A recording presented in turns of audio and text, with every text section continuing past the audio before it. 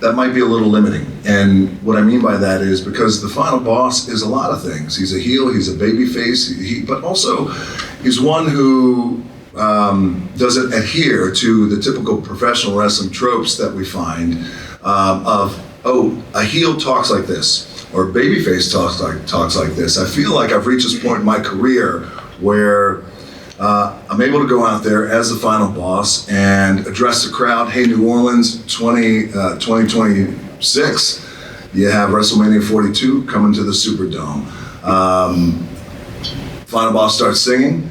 Oh, when the saints come marching in, they start singing with me, and I tell them, no, you shut your mouth, or I'm going to sing by myself. It's not going to happen like that, So I like vacillating between a heel and a babyface, but also I feel like it's important to.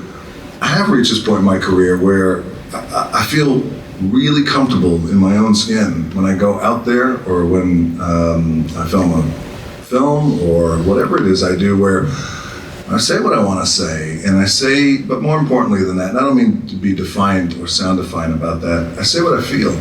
And in that moment, that's the luxury and the brilliance, I think, that's the luxury and the blessing of being in pro wrestling, when you have a live microphone that you could say what you feel. And in that moment, if I feel like having fun with the crowd, I do it. If I feel like telling them to shut up, the final boss is going to sing, or asking their champion, hey, you're going to give me your soul. So I like that. And I like, and also again, I'm comfortable, man, in being in my own skin. And I like that with the final boss, there are no constraints and there are no handcuffs. And we can go out and have the reaction that we had tonight as the final boss because people were waiting, and create an experience with Travis Scott and going out and embrace me, Cody Rhodes, and then eventually putting his blood on his belt and beating him with it. But yeah, so I would say that regarding being a heel or a babyface. And lastly, Sam, I do want to say that I encourage that where we can, and that goes for all the other talent in the locker room, women and men. If we could find that place, and that's a really special place, rare air, where you can, don't think about, well, a heel should say this, or a babyface should say this. It's old school, and it worked for decades and decades, but today, it's okay. Stretch the aperture out, and go out there and say what you feel.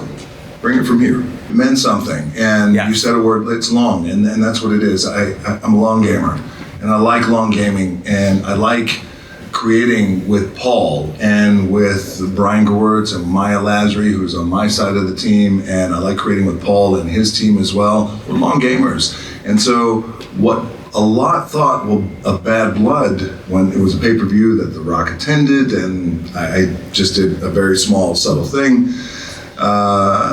There was a lot of criticism, like, oh, it didn't mean anything. Well, it did. It's okay.